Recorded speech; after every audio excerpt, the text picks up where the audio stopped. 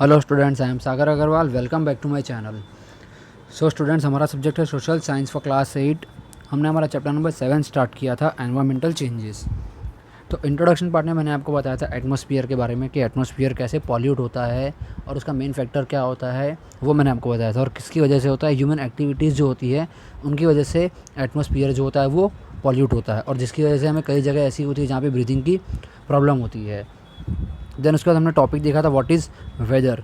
Weather क्या होता है वो मैंने आपको बताया था। फिर उसके बारे में हमने देखा था कि उसके कॉजेज़ क्या हो सकते हैं, उसके वेरिएबल्स क्या हो सकते हैं, उसको किस तरीके से प्रेडिक्ट किया जा सकता है, वेदर बलून्स, वेदर सैटेलाइट, या फिर जो डॉपलर रडार होता है उसकी वजह से हम उसे प्रेडिक्ट कर सकते हैं कि आने वाले 3-4 दिनों में या 5 दिनों में वेदर कैसा रहेगा।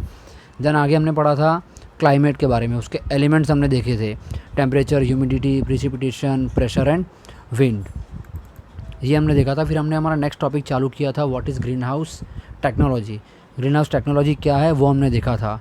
उसके एडवांटेजेस देखे थे हमने कि उसके क्या एडवांटेजेस हो सकते हैं, कि वहाँ पे अल्ट्रा वायलेट रेज जो होती है वो डायरेक्टली एंटर नहीं हो सकती है, वहाँ पे जो इरिगेशन प्रोसेस हो रहा है उसको इफ़ेक्ट नहीं करती है, उसके वो किस तरीके से किस सर्कमस्टेंसेस में बनाया जाता है उसके बारे में हमने देखा था। फिर उसके कंपोनेंट्स क्या हो सकते हैं वो हमने देखे थे, जैसे structural design, green house covering, environmental control.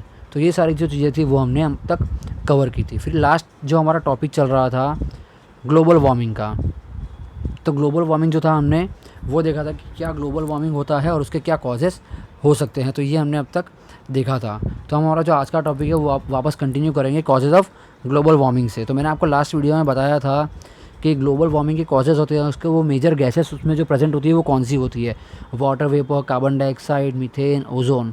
तो ये सारी हम चीज़ें हमने देखी थी वो लास्ट वीडियो में हमने कवर करी थी। आज का जो हमारा टॉपिक है उस वीडियो में हम कवर करेंगे causes of global warming. The first one is carbon dioxide. The major source of carbon dioxide is the power plant. उनको कहाँ से मिलता है, जो कार्बन डाइऑक्साइड आता है वो कहाँ से आता है, ज़्यादा प्लांट्स के through. Second, burning of fossil fuels for the purpose of electricity generation. Electricity generate होती है तो फॉसिल फ्यूल का जो यूज़ किया जाता है, बर्निंग करने का जो प्रोसेस होता है वो किया जाता है, तब भी बहुत सारी दिक्कतें जो होती है वो पैदा होती है। जो गैस होता है वो रिलीज़ होता है, एटमॉस्फेयर को ख़राब करता है। About 20% of carbon dioxide emitted in the atmosphere comes from burning of gasoline in the engines of the vehicles. कहाँ से आता है, जो हमारे व्हीकल्स होते हैं उनके अंदर से जो हीट रिलीज़ होती है, जो गैस रिलीज़ होती है उसकी वजह से आता है। Then methane. Methane is more than 20 times as effectual as CO2 means carbon dioxide at entrapping heat in the atmosphere. Means carbon dioxide से सबसे 20 टाइम इफेक्ट कौन सा गैस करता है, मीथेन, जो एटमॉस्फेयर में बहुत ज़्यादा जल्दी मिक्स हो जाता है और हीट पैदा करता है। Methane is obtained from resources such as rice, paddies, bovine flatulences, bacteria in bogs and fossil fuel manufacture. तो ये सारी चीज़ें जो है जहाँ से, ये एक ऐसा रिसोर्स है जहाँ से मीथेन बहुत इजीली और बहुत फास्ट ऑब्टेन होता है। Next is nitrous oxide.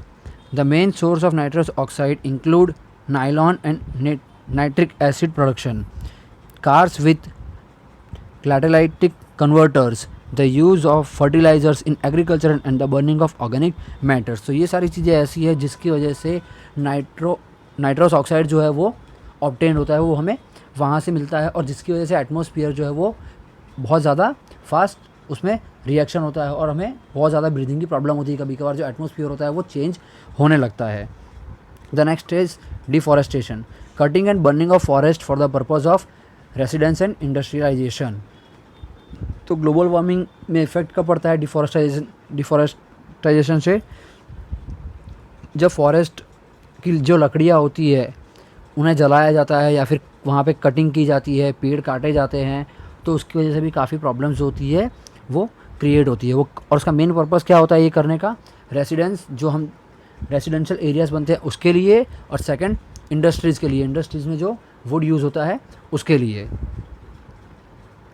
और उसके कॉन्सिक्वेंसेस क्या हो सकते हैं, उसके रिजल्ट्स क्या हो सकते हैं। The effect of global warming is increase the average temperature of the earth. जो एक एवरेज टेम्परेचर है अर्थ का वो उससे ज़्यादा इंक्रीज होके बढ़ जाता है। Alteration in the ecology, including an increasing sea level and modifying the quantity and pattern of rainfall. तो जो सी लेवल होता है वो बढ़ता है और जो रेनफॉल का पैटर्न होता है वो चेंज होता है उसमें, या फिर ज़्यादा बढ़ावा होता है या फिर बहुत ज़्यादा ही घटावा हो जाता है।